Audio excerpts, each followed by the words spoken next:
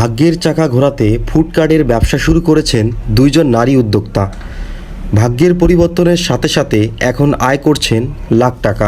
আমাদের আগে থেকে কিছু করার একটা ইচ্ছা ছিল যে আমরা তো নারী, আমরা সবকিছু করতে পারি, যেহেতু বাসায় বসে রান্না করতে পারি, সবকিছু করতে পারি। সেক্ষেত্রে আমাদের একটা উদ্দেশ্য ছিল যে আমরা কিছু একটা করবো জীবনে, ভবিষ্যতে নারী হিসেবে আমরা কিছু করে উঠতে চাই, নারীর একটা নিজের পরিচয় বানাতে চাচ্ছিলাম। তার জন্য আর কি এটা নেওয়া, উদ্যোগটা নেওয়া। রাজধানীর সোহরাওয়ার্দী উদ্যানে ফুপু ভাতিজি মিলে দুইজন উদ্যোক্তা ফুডকার্টের খাবারের দোকান দিয়ে চমক দেখিয়ে যাচ্ছেন। নিজেরা গৃহিণী হয়েও পরিবারের সহযোগিতায় দিয়েছেন কাবাবের দোকান। ক্রেতাদের কাছেও পেয়েছেন বেশ জনপ্রিয়তা এই নারী উদ্যোক্তাদের কাবাব। মাত্র 10,000 টাকা মূলধন দিয়ে শুরু করা ব্যবসা এখন আয় হচ্ছে লাখ টাকা। এখানে আছে তান্দুরি কাবাব আছে, চাপ আছে, হারিয়ালি কাবাব আছে, মালাই কাবাব আছে, শিক কাবাব আছে, কাঠি কাবাব আছে, গিলাকুলিজি বারবিকিউ আছে, গিলাকুলিজি ভুনা আছে, তারপর আলুর দম আছে, লুচি আছে, পরোটা আছে। বাহারি এই খাবারের স্বাদ নিতে বহু ক্রেতা ভিড় করছেন প্রতিদিন তাদের দোকানে। আগে থেকে একটা প্ল্যানিং ছিল যে আমরা এভাবে কোনো একটা কিছু করব। তারপরে আমাদের এখন একজন বাবুর্চি ছিল, তার কাছ থেকে আমার রেসিপিটা নেওয়া।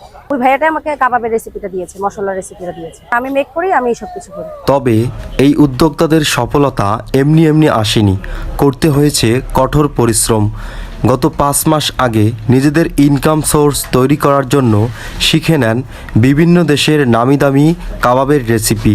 মাত্র 5 মাসে সোহরাওয়ার্দী উদ্যানে কাবাব বিক্রি করে মন জয় করেছেন ক্রেতাদের। তাই বিকেল থেকে রাত 10টা পর্যন্ত ভরপুর থাকে দোকানের আঙিনা। দিনে 15 থেকে 20 কেজি মুরগির মাংসের কাবাব বিক্রি করেন তারা। কিছু না, এটা আমি নিজের পায়ে নিজে দাঁড়ানোর জন্য, নিজের একটা পরিচয় বানানোর জন্য করছি। এটা আমার নিজের ইচ্ছা। পাশে বসে থেকে কি করব? সামনে কি আরো কোনো বড় পরিকল্পনা আছে? জি অবশ্যই। আজকে আমি ফুটপাতে দিয়েছি দোকান, ফুডকার্ট দিয়েছি। নেক্সট আমি রেস্টুরেন্ট দিব, যখন আল্লাহ করে বড় হয়ে যাবে তখন রেস্টুরেন্ট দিব। তারা অবহেলিত অনেক নারী আছে, তাদের সম্পর্কে কি বলবেন? আমার মতে মানুষের কথা শুনলে ভাইয়া ভালো হবে না, নিজের কথা শুনতে হবে। নিজের ব্রেন কি বলে, নিজের মন কি বলে সেটা শুনতে হবে। মানুষ আমাকে পেট চালাবে না। আজকে যদি আমার অনাহারে থাকি, মানুষ কিন্তু আমাকে দেখবে না। আমার নিজের উপার্জনে আমি নিজে যদি চলতে পারি, তাহলে আমার সেটাই সবচেয়ে বড় নারীর পরিচয়। সো মানুষ কি বলে সেটা না কান দিয়ে নিজের ব্যবসা করা উচিত, নিজে কিছু একটা করা উচিত। ব্যবসা করুক, কেউ অনলাইনে কোনো অনেক কিছু করে, বিজনেস করে, যে যাই করুক, কিন্তু ঘরে বসে না থেকে কিছু একটা করুক। নারী মানে যে ঘরে বসে থাকতে হবে এমন কোনো কথা নেই। দিনে কিরকম বিক্রি করছেন? 15-20 কেজি মাংস যাচ্ছে। প্রথমত আমার প্রথম যেদিন আমি আসছিলাম সেদিন আমার মাত্র 10 কেজি মাংস নিয়ে আমি শুরু করেছিলাম। 10 কেজি মাংস আমার 1 ঘন্টার ভিতরে শেষ হয়ে গেছে। ভালো মন্দ মিলিয়ে আমাদের দুইটাই সমাজ। যদি সবাই ভালো হতো তাহলে তো সমাজে সবাই ভালো থাকতো। ভালো বলে কেউ খারাপও বলে, যার যার মন মানসিকতা যেমন তারা তেমনই কথা বলে।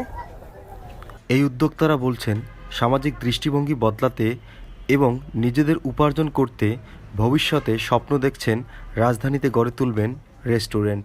রবিউল ইসলাম রেজা, ঢাকা।